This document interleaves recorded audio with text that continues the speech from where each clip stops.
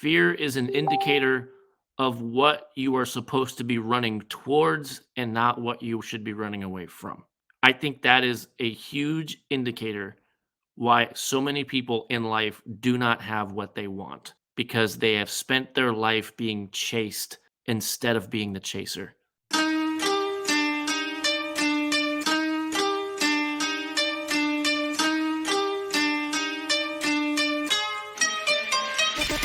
Great morning, world! Welcome to the Rise Up with Dragon podcast with your host, Dragon!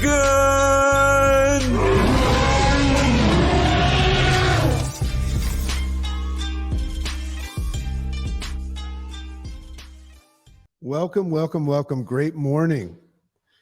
And what a fun start for those of you that are here with us live. I say great morning to you, and I just wish you just so many blessings in this day.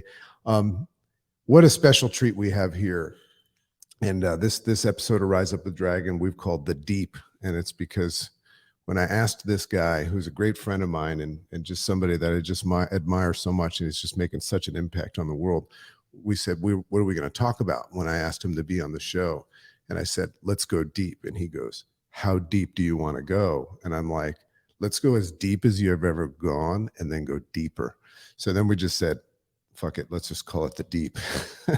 So a lot of thought went into that, but you heard me tee him up a little bit, but this is a great friend of mine, Corey Baker, just an extraordinary individual that just changes people every time they speak to him. He's a father, he's a son, he's a friend, he's a coach, he's an author of Chasing Better. Go get that book immediately, because after you hear him speak, you're gonna need it to just follow up with this.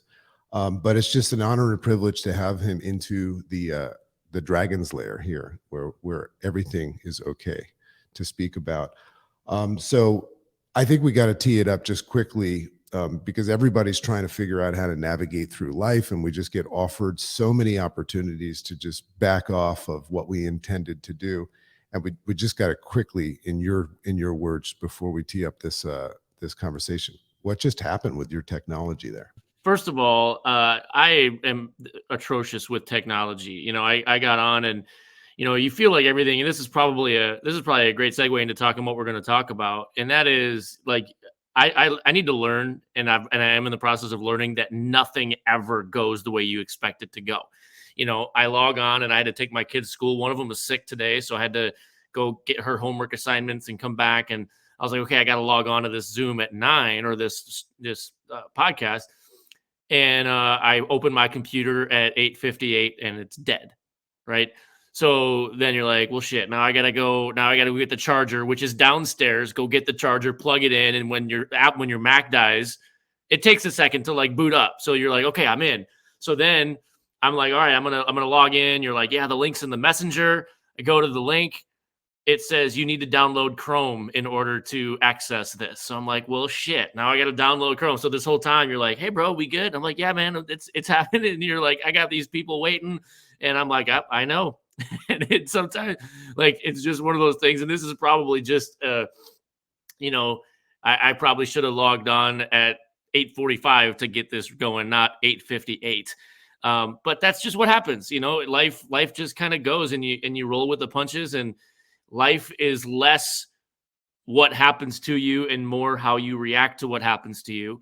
And I'm learning because I've spent a long time reacting poorly to things that happen to me, which is what puts me in the situations. And so many times we focus on the things that happen to us, not on how we respond to the things that happen to us.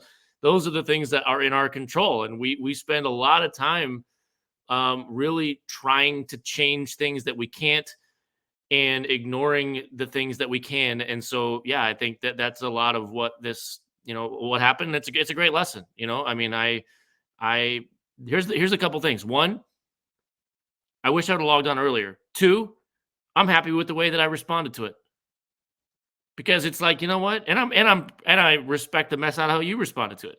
It's like, hey, you know what? Stuff happens. Well, it's funny you say that, because there's multiple angles at adversity, because a lot of times we feel alone in our misery, so you can say this is happening to me right now, and there's a lot of value in what we're going to get into, and the idea of responding efficiently. I mean, that's all I ever talk about. But then there's the direct person, me in this case, that's involved. How are they responding, and how is their response going to affect your ability to respond? And then there's the outer layer of it, of the other people that are waiting and stuff. So I would venture to say that everybody responded very well. So I'm proud of everybody. So what I want to do, and this is kind of where we're going to go when we talk about going into the deep. And I wore my special shirt for Corey here, because I already it just says because I know that's the sound I make whenever we talk, because what I've learned to do is hear things and distance myself from putting value to them, and that's one of my secrets before I actually call it something I'm going to use. So I say that a lot when Corey speaks. So Corey, just quickly tee us up. A lot of people know who you are, but just give me a rundown, not only how did you get to this place that you're in right now, where you're shifting and learning these things, but you're not only doing that, but you're actually somehow deciding to help other people do that. How did you get there? Because everybody else is on the other side. And this is a great conversation right now, because timestamp, we're heading into the holidays. Everything is escalated right now. That's the perception. So this is a perfect time sensitive conversation. So just kind of bring us in 5 minutes. How did Corey Baker become Corey Baker? Man, that's a really complicated question, and I think we all have stories. I think one of the things that I finally learned how to be okay with is when I gave myself permission to be the star of my own story, that nobody can play me better than me. My daughters love the show Dancing with the Stars, and one of the girls that is a dancer, she's made history on Dancing with the Stars, because she's the first girl that she's an openly gay woman. JoJo Siwa, she's massively popular, but she's also a singer, and she talked about how she was always insecure about her voice, about singing her songs. And she talked about this, advice that she got. And I think it was, I think that it came from Freddie Mercury, and she is a big Queen fan. And she said, one of the things that, Freddie Mercury has an amazing voice. And one of the things that she said gave her permission to sing her songs and not be insecure about what her voice sounded like. She said, Ricky Mercury said, nobody can sing your song better than you. Nobody in this world can sing your song better than you. So sing your damn song. And I think that is something that I am learning to embrace, is that nobody can play the role of Corey Baker better than Corey Baker can. And so much of life and this challenge in the social media world and the stuff that we live in is so many people are desperate to be anything else other than the person that they actually are. And they need to understand that nobody can play them better than they can. So I'm trying to, learn how to live in this reality and fully embrace who I am. And I think that's a really, talking about deep stuff. I think there's a lot of people, so many people are unhappy in this world because they're confused about who they are. And they haven't given themselves permission to authentically be who they are, because they're afraid of how other people think they're going to show up. They're afraid that they won't be accepted for who they really are. So they live their life to be something that they're pretending to be, that they hate, in order to appease the impressible masses. We live in a world, like, think about this. We are living in a world trying to impress people that are impossible to impress. So we do things not because we love them, not because it's authentic to who we are, but we are living our life because we are held hostage by what we think everybody else wants us to do. And we're miserable for it. So I really want to give people permission to be the star of their own movie. And the way that I do that is trying to learn how to be the star of my own movie, because it's easier for me to tell you that than for me to live that. Because we just, and I think our world, there's been some things that have changed significantly, like things, inventions, advances in technology that have changed our world. Social media has forever changed the landscape of what it means to be a human. There have been some great things for social media. I'm grateful for social media. I've built a business and a life and a following because of social media. I always say I like the first word in it. I like the social, because I like to communicate with people.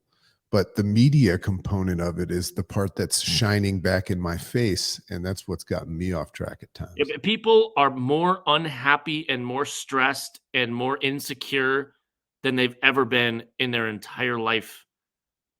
And it's a lot of things. I think the political climate, the economic climate, the racial climate, just they're like, what our world are. And I'll tell you what, it's really hard to have peace in this world, when I'm not saying this is what it is, but it feels like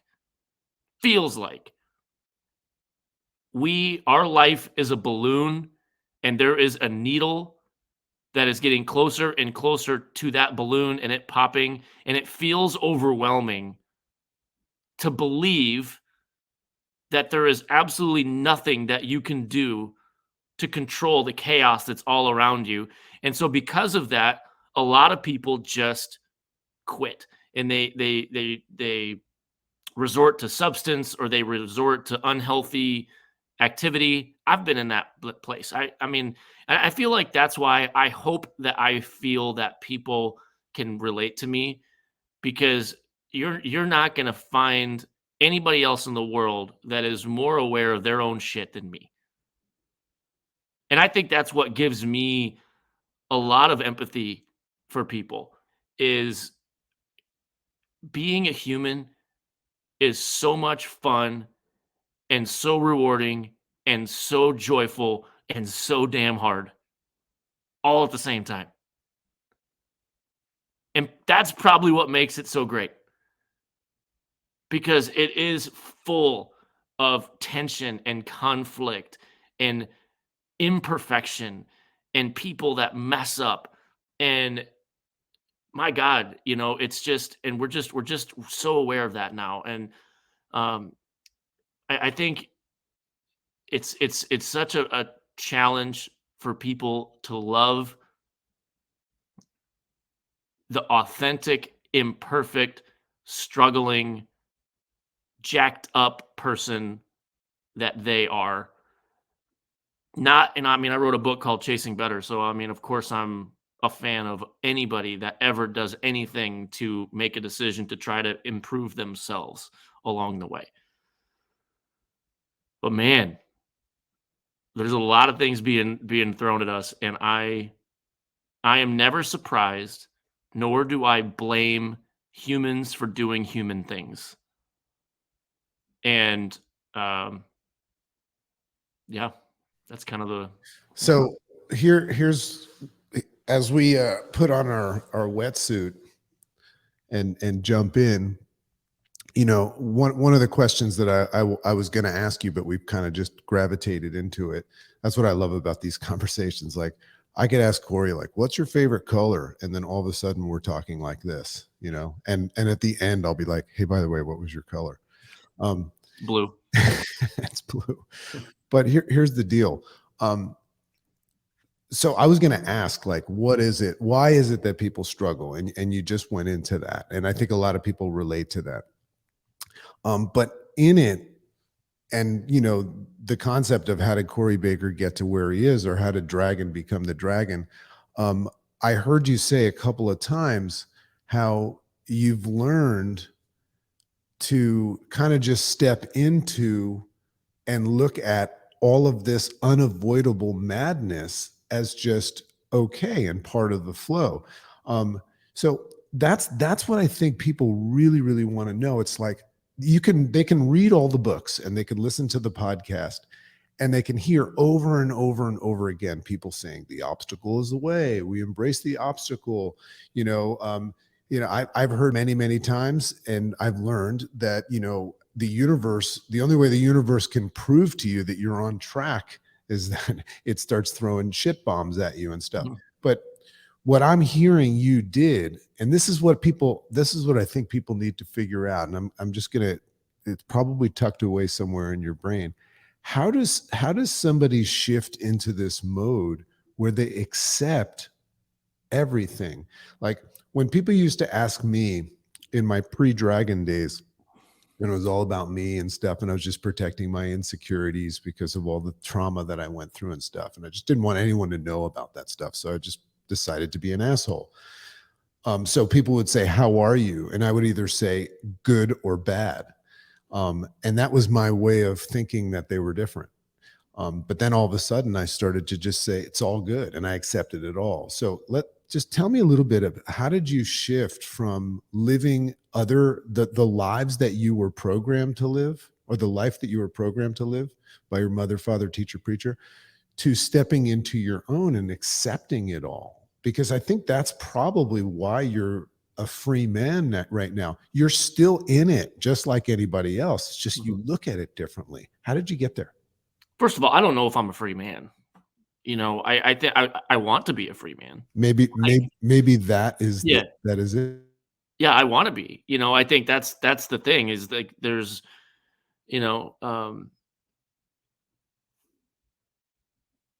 I too have, lived through uh, a tremendous amount of trauma and, PTSD, um, medication, um, psychiatrists, counselors. I mean, I got a damn team. But here's the tension that we live in, right? This goes back to the beginning about when I logged on to this computer and it needed to be charged.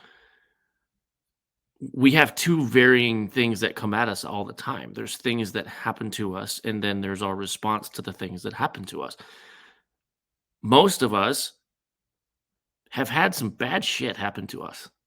Bad shit that you didn't choose.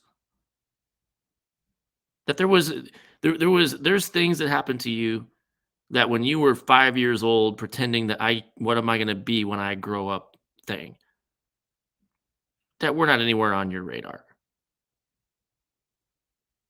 Things happen. What we do with those things determines everything. So then it's crazy because we have it just coming at us from every angle. It's like, life is like having diarrhea and throwing up at the same freaking time. It's coming at from both ends. I bet you nobody on your podcast said that shit before. But you're like, you've got this onslaught of all these things that have happened to you in your life.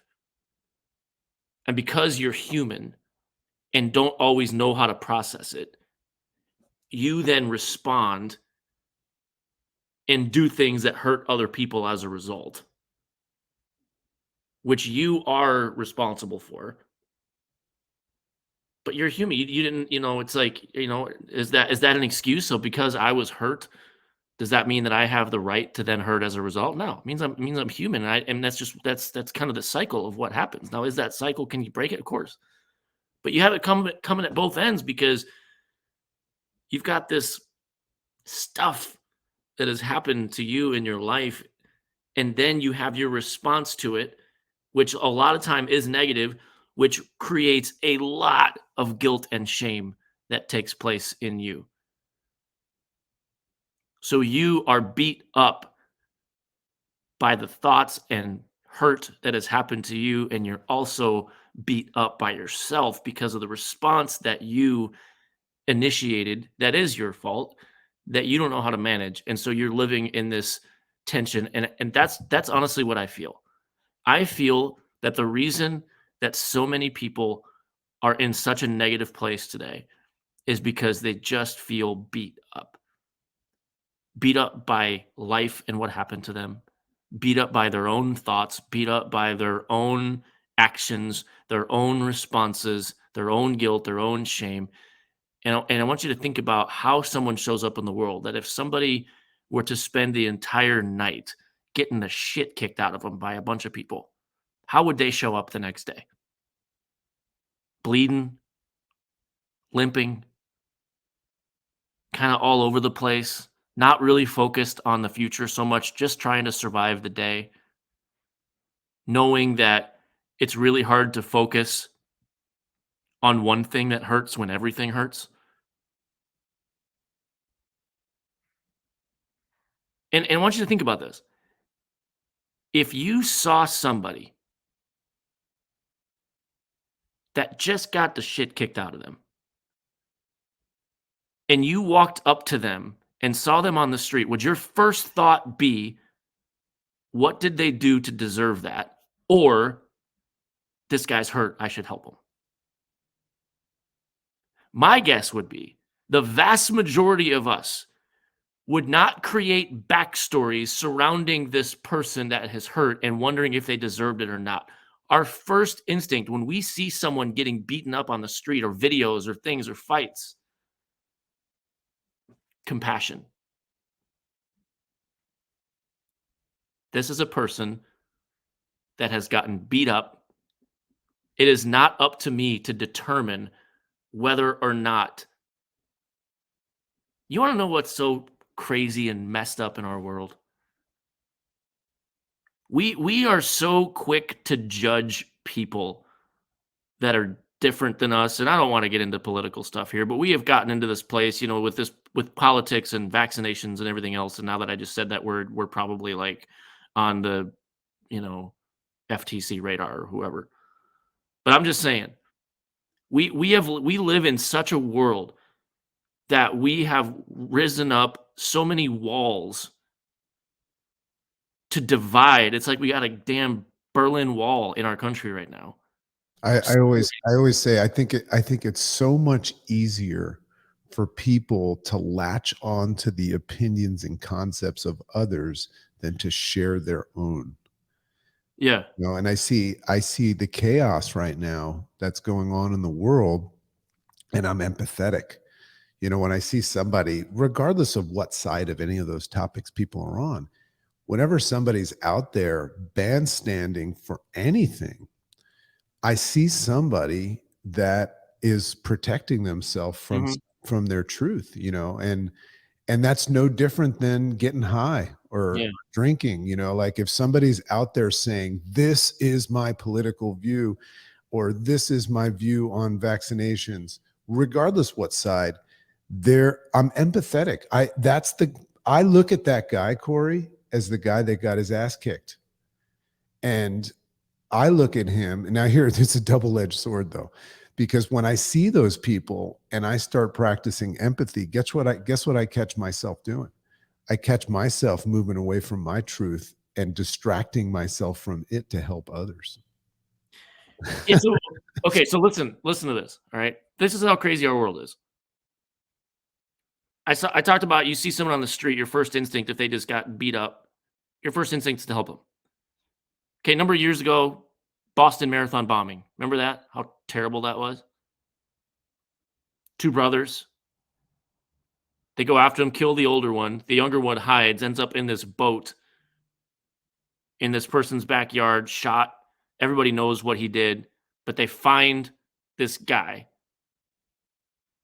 that just killed people at a marathon that didn't deserve it. What is so they arrest this guy, take him into custody. Where's the first place they take him? Hospital. First place. Now, the most people kind of have a let them burn reality. Listen, bro, you're going to freaking strap a bomb to your chest and put backpacks everywhere and go hide, then you can bleed out in the back of that boat. I don't care. Just leave me the hell alone. Now, we live in a world that says, hey, you know what? This person is going to pay for their crimes and they're going to stand trial and they're going to do this. But the first thing we're going to do is take your ass to the hospital. Why'd they take him to the hospital? Because he was hurt. Was it because he was hurt, or was it so that they could have somebody to throw up and blame? But that's just an example. But the reality is, like, it doesn't matter what it is. If a person is a school shooter and has shot, think about this. If a person goes into a school and shoots up a school and is wounded by the police in an ensuing gunfight but not killed, they would take that shooter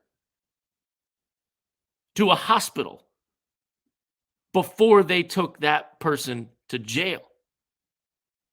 Why is that?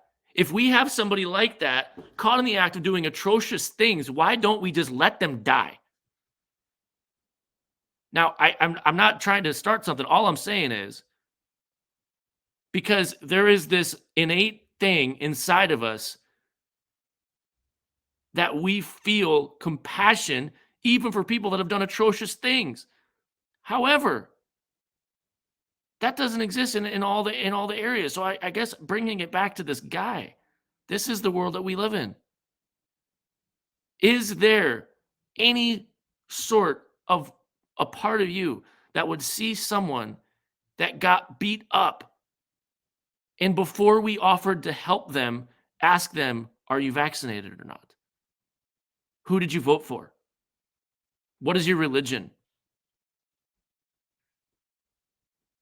First instinct. Now, bring it back full circle.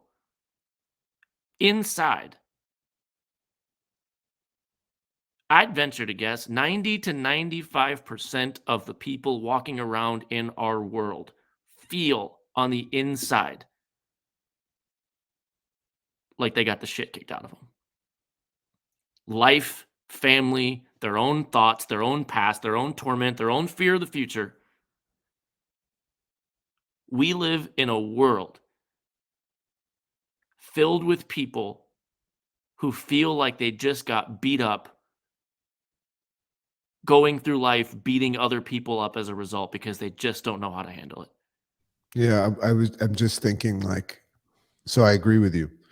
And I would say proof of that, the metric of that, is just watching what people spend their time doing all day. And, you know, so few people reaching this mountaintop of full calm, you know, joy and fulfillment.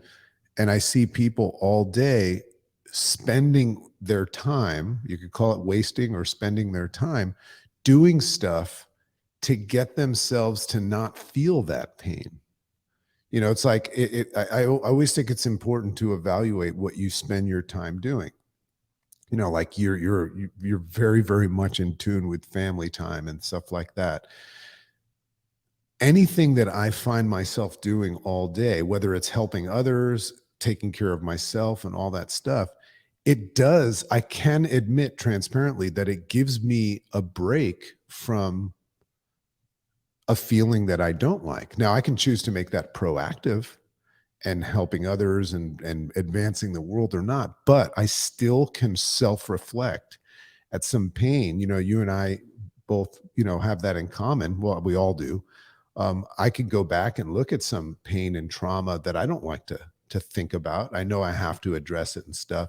So what do is I keep myself busy helping others. You know, I was talking to Chicken the other day that anytime, you know, you were talking about what do you think when you see somebody that's getting beaten up? What is it that you think when you meet somebody that spends every waking hour of their life in service to others. It's the same thing. I see somebody that's trying to heal those wounds from the beat up, you know? So it's interesting. It's neither here nor there. But this conscious level that we're communicating on is the secret, I think. It's this ability to see both sides as equally valuable. You know, the upside, the downside, catching yourself doing something to hide from something, but being okay with that because you acknowledge it. You know, so one of the things that I love about people like you in our conversations is the level of consciousness and awareness. I think what I see is the biggest problem, because what we're talking about a lot of perceptions and symptoms of the problem. I think that people are just asleep. I think they're, you know, just however they've done it, whether it's medication or just mind blocking, um, due to things like PTSD. I think people are just walking around ignoring Mhm. things, but then, and it's scary to step into our world at first. I don't know if I know you've been through a lot of that, but when you start acknowledging both sides and like looking at deep truths and stuff, I mean, I just talking to you right now, 14 years into this process, I feel it. I feel Mhm. it and stuff. I'm okay with it now, but how does somebody, I believe, Corey, that everybody listening probably knows what like the next step is that they need to take, or that they kind of, you know, but they're afraid. They're Mhm. afraid, so they just revert back to their regularly scheduled program. So, like, do you remember when you, maybe the question is when did you start like moving into self-awareness?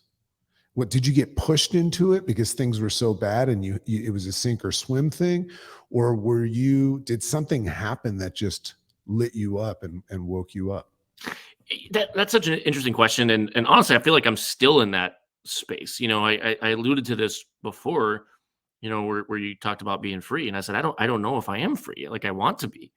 You know, so when it comes to the same thing, like when did you reach this place of consciousness or awareness? I'm not sure I have all the way. Like I think that's, you know, I How about I always say, when did you start practicing it? yeah, I think I seem to always, you know, we have this discussion a lot about like above the line and below the line and what that means. And the author of the book that was talking about talked, you know, even about the business or the community that both of you and I are a part of. And he said, you know, this community has been the first one that I know of that has weaponized the line, meaning that we think that we are better if we are above the line than those that are below it. And that was never the intention of the line.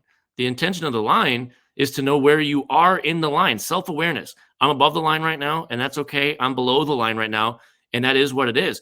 It's awareness of where you're at. It's not to be used as a way because, to your point, there are people that medicate themselves through self righteousness and thinking to themselves, I am dealing with all of the things that are going on in my life because, in my perception, I am better than those that are, you know what, man? I think I probably am above the line and below the line several times every single day, every day. And do I want to get to a place where I am above the line more than I'm below it? Yeah, I do. But to your point, I think it's just, you know, being to a place of awareness, and that starts with compassion, starts with compassion to yourself, and you know, of course, there are multiple sides to that. You know, you do want to improve, and you do want to um, get better, but I think part of being a human and living the human experience is dealing with your own imperfections. And you are going to be amazingly disappointed in life if you walk around being offended that humans are human and being upset when people let you down and feeling surprised when people hurt you. You shouldn't, because it's just the experience. And that, you know, I want, you know, I don't know all the statistics to this, right? But, you know, it's like when the sheer chance that you are even alive. 1 in so many million, right? You think the millions and millions and millions and millions of versions of you that could have been that weren't would have traded not existing and having peace versus your reality of chaos but living? You remember the movie Meet Joe Black with Love. Brad Pitt? Yep. This death, the embodiment of death, but it was an embodiment that was immortal, right? That could do what they want, could assume the identity of anything it wanted. But all that death wanted was to experience the mortality of life. I remember, even in that movie, Brad Pitt's character is like astounded when he takes peanut butter.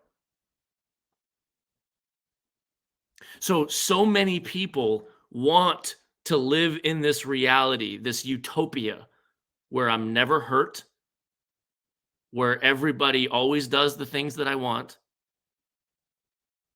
And then you've got this idea of this movie where this picture of what it is that most people want, to have everything they want, everything go their way, would give anything to come have the chance to experience pain. To be human is such an amazing gift that is filled with stress and chaos and imperfection and turmoil and amazingness. Our problem is we focus way too much on the stress and the hurt and the uncomfortable and the pain, and not nearly enough on the amazingness. And I think we would focus on it better if we learned to see that pain can be amazing too. Because the sheer fence that you, or the sheer reason you feel pain and that you feel taken advantage of and that you feel all these things is because you feel life. Now, does that mean that we should live in a world that people hurt each other, damage each other? Of course not. And we should stand and fight for injustice and the ability for people to be free. And I can't think of a cause in this world that I feel more impassioned about than human trafficking. People that are being held against their will, doing something that they don't want to do. That's not freedom. And people that keep people bound like that deserve to be locked away and the key removed. And listen, I'm sure that those people have their own trauma and different things like that too. But my God, I cannot think of an issue to me, and that's for personal reasons, but I can't think of an issue that I'm more passionate about. To be human is to suffer sometimes. To be human is to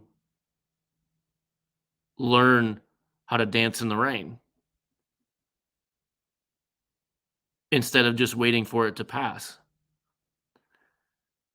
And that isn't always easy, but life truly is such a beautiful, amazing gift. And I think so many people are missing out on the beauty and gift that life is because they want their life to be different so badly, and because they are tired of being hurt, instead of trying to learn how to even be happy in the hurt. And that's not easy. And there is nobody in this world that knows what hurt is like more than me. I know it. I know what it's like to hurt. I know what it's like to be the hurter. It's interesting. I'm thinking about, it's such a powerful name. So simple. We've heard it so many times, but you called your book Chasing Better. Mm-hmm. And, when you look at an idea of above or below the line, I think what we're all doing when we make a conscious decision to live is we make a conscious decision to accept everything and chase every day above the line. It's actually the chase that makes you alive. It's not the arrival. I mean, do you agree with that? If you look at, what motivated you to write that book, because this is what I'm feeling right now. I think people are all black and white, Mhm. and also you gave me that idea of like, if I had a Joe Black inside of me, and I think we all do, Yeah. I think there's always a Joe Black. It also reminds me that I can look at my life with open interest and curiosity to experience all aspects of it. Right. I might want to experience the highs and the lows. But when you wrote Chasing Better, at first glance, you look at it and it's like, yeah, I want to be better. I don't want to be worse. I want to be better. But I think it's the word chasing that embodies you're a chaser, Yeah, and I think that that's one of the reasons why so many people are lost today is because they're not chasing anything. They are protecting. They are not frantically chasing anything. They are frantically protecting. They are the equivalent of a football team that never has the ball. They are just so dead set on keeping people out of their end zone. Problem with that is you never score any points, and in the game of football, there's nothing more fun than scoring a touchdown. You said this the other day. You were talking to a lot of people on my team, and you just gave this great analogy that I think is perfect right now. It's just the idea of observing that most people are trying to build a fortress rather than a kingdom. Right. Yeah, am I building a kingdom or fortress? We're building a fortress. You know why? Because we wanna protect what we have, and we're so tired of people coming in and the perception that they're just there to take from us. Um, I heard of something that was really interesting to me, and, I have a pastor background in church ministry, right? And there's a friend of mine that they started a church, and they wanted to illustrate this concept of give and take, and how sometimes you're in seasons when you need to be the giver, and sometimes you're in seasons when they need to be the taker. And there was when they would pass the offering, they always encouraged people when they gave to give cash. And they would instruct the people that were there, wherever you're at, whatever season you're in, if you feel like it's in your cards or in your place to put money in, then please do. But I just want you to know that if you're in a place that you need help and you need to take, that's okay too. So they would pass these bags. Some people would take, some people would give. And I think there's some people that look at that and they're like, how terrible.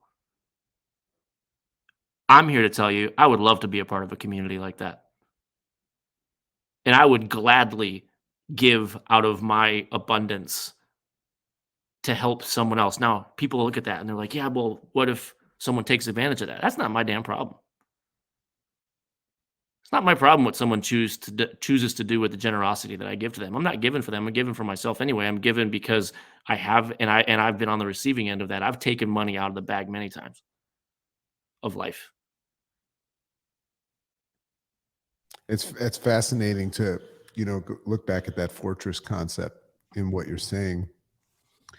What it makes me think about, because when you're building a fortress, you're trying to collect things to have. So I think it's okay to have. I think human beings actually don't think, say, or do anything that doesn't have value. I mean, even if you're serving God, you're doing it because of how it makes you feel as a servant. Right. But what's interesting about having, it's like when you have, what's the true value of having? Is it to have it, or is it to see that by having, you have the power to help somebody that doesn't have? I mean, if you really step back from that, now you might be afraid of getting rid of that which you have. I understand that. And that's the way we're programmed to think. But what is the value of having? When we talk about financial security, what does that mean? So if I'm speaking to my wife about financial security, is it for me? Well, in one sense, but what I think it is for is so that I can feel comfortable my family is taken care of. So it never really is about having, it's about having the ability to serve others. But I think people miss that, and they spend their whole life and then they die just having. Yeah.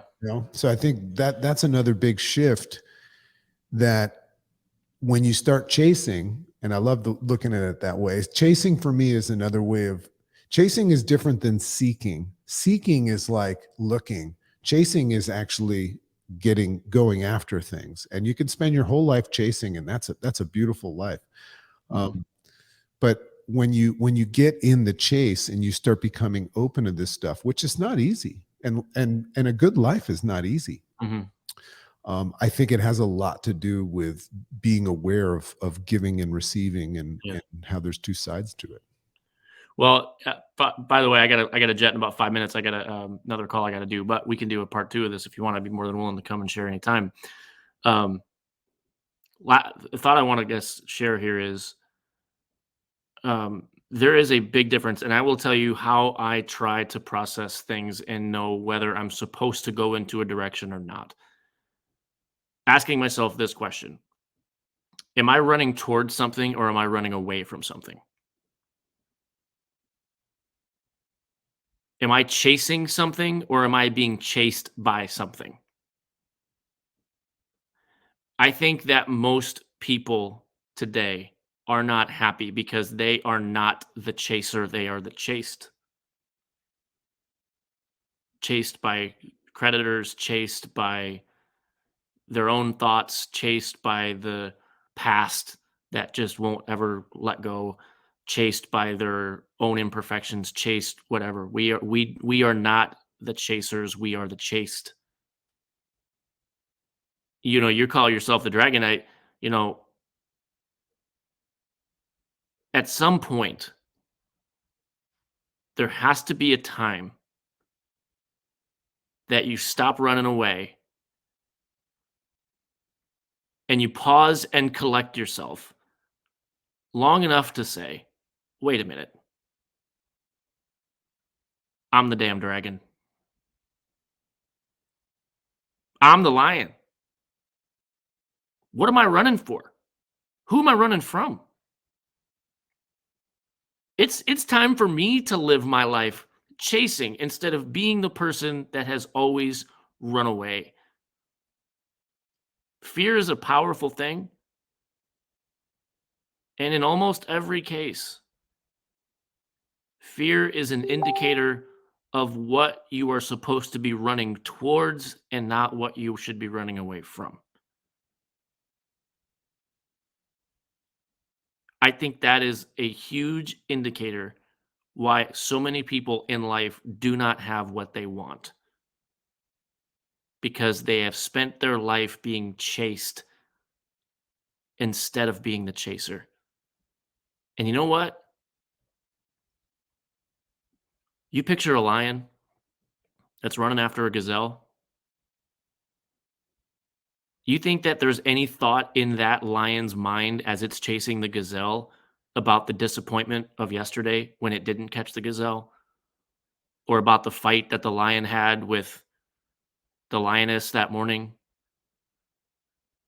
There is one focus that lion has: getting the gazelle. That's why chasing is such an important thing, because it brings into focus that thing that you were running after and nothing else matters. And when you have a relentless focus on that, no matter what it is, bettering your family, bettering your finances, bettering you, quit running from it, start chasing it, and you will see that you show up in life differently when you're the chaser instead of the chased. Beautiful. What a great way to end this. Yeah, I want to do this again. And what an interesting, just simple way of looking at all this, and just shifting from being chased to chasing. Awesome. Thank you so much for your time, buddy. All of the information will be in the notes and the YouTube channel and the podcast and everything. But definitely just go out and get Corey's book and learn how to kind of ease through this process and then make a shift. Brother, love you so much. Thank you so much for just being vulnerable and sharing and allowing people to be in a space where they can shift. And I wish you nothing but just an amazing day of chasing and enjoying life to the fullest. Appreciate you, buddy. We'll talk soon. All right, buddy. Everybody have a wonderful, wonderful day. Thank you so much for being here. This has been a great episode. Always remember you can follow me on Instagram, Rise Up with Dragon. Please like and subscribe to the podcast. Definitely go hit up our website at riseupwithdragon.com and sign up for the newsletter. Just came out today. We've got awesome stuff. We got a blog called The Dragon's Lair, one from the vault. Love and appreciate you all. And this was a special one. And I wish you a beautiful and blessed day.